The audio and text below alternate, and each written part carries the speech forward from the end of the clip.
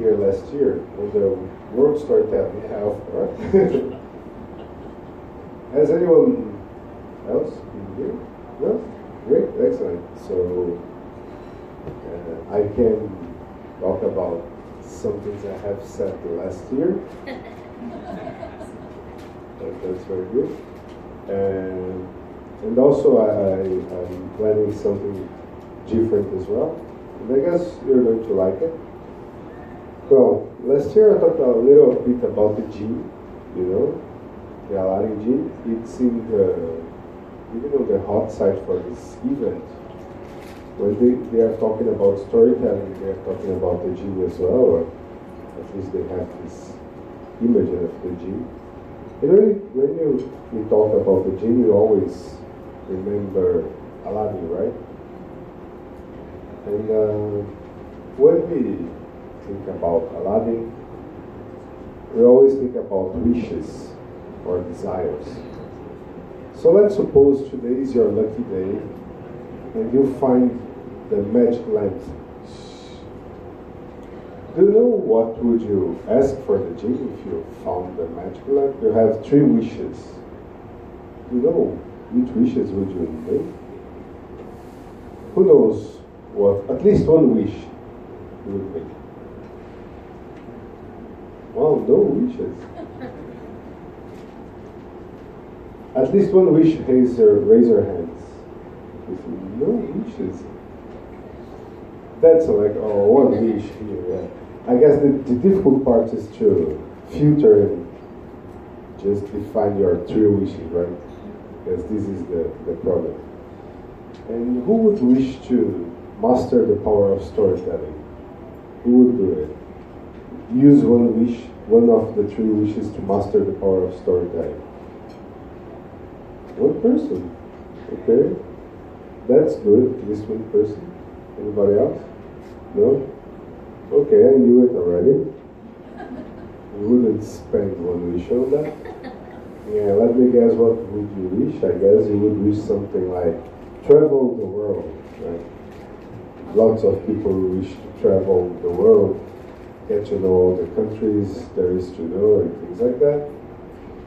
They climb the stairs of power. It's not everybody assumes that, but it's a very popular wish as well. But the number 1 wish is to be rich, to be filthy rich, completely rich. And this is kind of dangerous, this wish.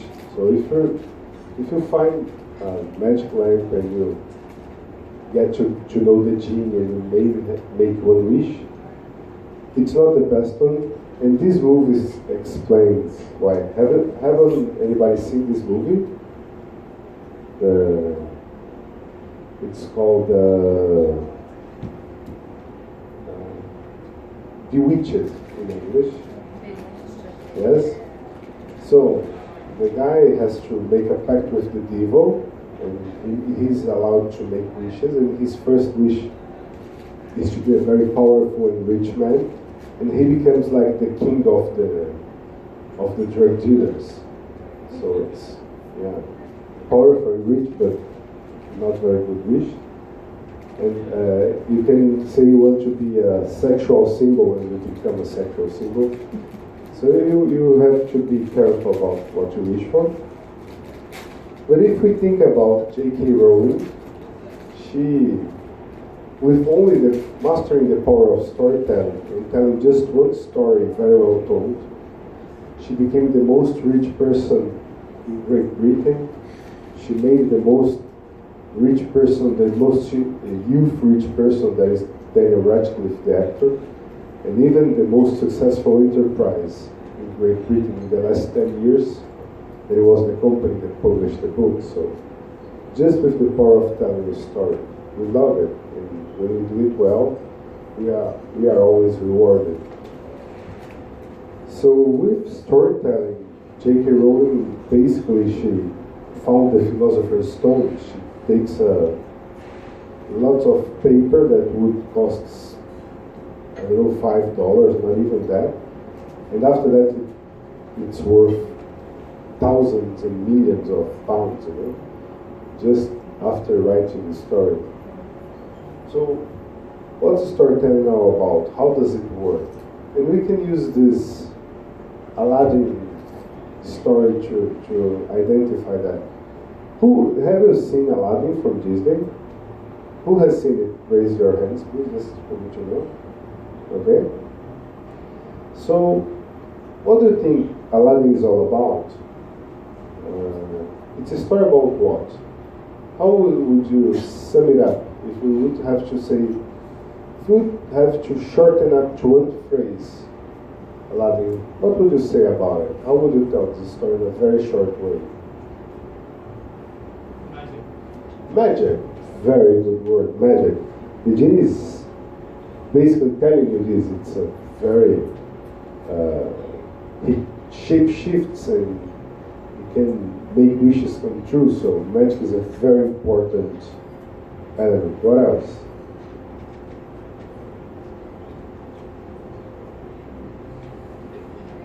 Talking about magic and talking about wishes, do you remember what is the number one wish of Aladdin? What he wants the most?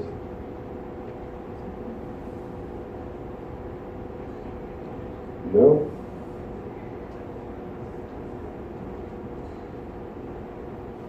Or you don't want to something like that? Don't want to try? What would Aladdin want? What would he wish for?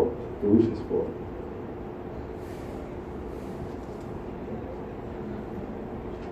What? Not do the job that Aladdin is doing. No, the job. It's not so perfect. He's like an employee, right? He's like a kid on the street, and he wishes to change his life and to live in a castle. So in a way, he doesn't want to get his job of stealing because this is what he does. But there is one thing that he wants even more than going to the palace.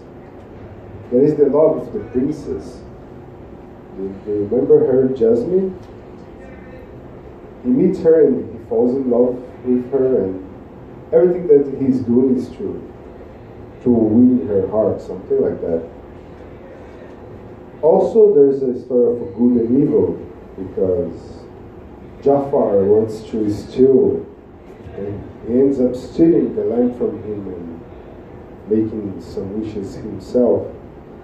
Even a story of friendship, because he spends most of the time with the carpet and the gym and the Abu, his pet. So it's a story about many elements, but none of these elements are the key to Aladdin's story. There's an even better way to sum it up, and as it happens with all stories, it's always in the beginning that you can find out what a story is all about. In the case of Disney's Aladdin, it starts in a marketplace. Do you remember this?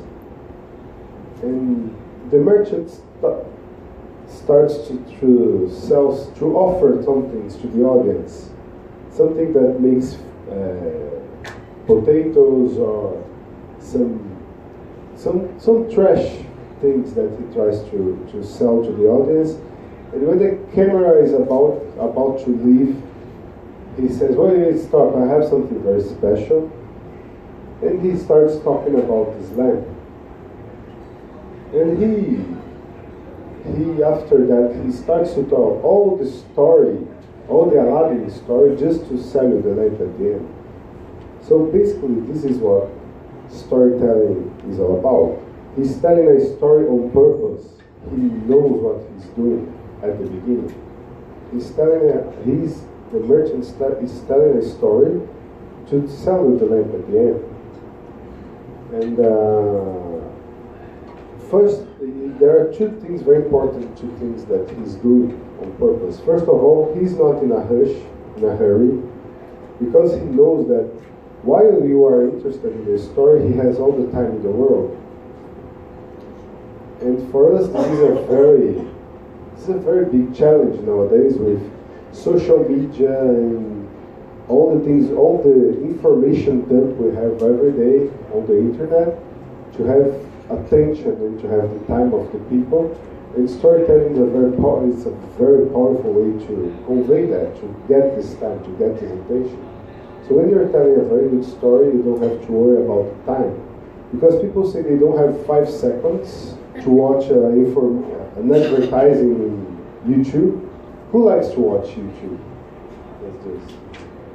So if you used to watch YouTube, you're used to skip after 5 seconds, right? You count them. 5 seconds and then you jump. Yeah? He says yes. Yeah. So even the kid knows it. Yeah. But if you do like Netflix, watch series and things like that. So if you watch series or movies, you can spend like a whole weekend watching a series. So how come we don't have 5 seconds, but you can spend a whole weekend doing this? So it's all about your interest. If there's something that is very interesting, you find interesting, you give all the time you have for that. So this is when storytelling, the power of storytelling kicks in. And the second thing is he turns an old lamp into something very special. Because it was just a dusty old lamp. And after his story, it's a very magical item. Even by his story, his account, in the end, there is no genie in the lamp because Aladdin set the genie free.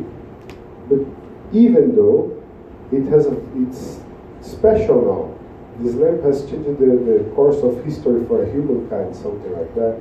So this is what he's doing on purpose. He knows what he's doing. And it's scientifically proven. There is this study called significant objects that they bought many trinkets from the internet, from eBay, from up to $3, and they wrote a fictional story for each one, and they resold it on the same eBay that it's like an auction, online auction. And some of the items that were bought for $3 were resold for $300, $400, just because of the story. And they ended up confirming that it's one story has the power to evaluate something, to raise the value of some item up to over 1,000%, because it turns this object into something much more interesting. And he who sells an old and used lamp may sell anything at all. So you can sell an idea, tell a story, and maybe you're not paying attention to it, but every time you were influenced into buying someone else's idea, this person was telling you a story in some moment. Someone else's story, his own story, her own story, but you were influenced by the story this person was telling you. You can sell a project if you want to in a company. You can sell a project inside your company for your co-workers, or you can sell outside your company for clients. You can sell your opinion. You can make your opinion better by telling a story. Because you're not just trying to push an argument. You are bringing the person to your point of view when you tell a story. You can sell a lesson because all the stories have those moral of the story, and this moral of the story is when you teach something to somebody. And in the end, you can sell a purpose. This is what we were talking about, this whole congress. It's the main theme, the purpose. And this is a very key aspect to storytelling. It's just a matter of tools and techniques, because storytelling is not something that you are born with, something that you really can learn and develop.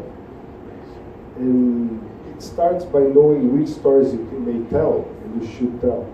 So, I have been here last year, and after the Congress, I went to Agra, and over there they really sold me some items. And the very funny thing about it was the guy wouldn't let me get out. So no, you have to buy it. It's a very special handcraft item. And he started telling me a story. And I wrote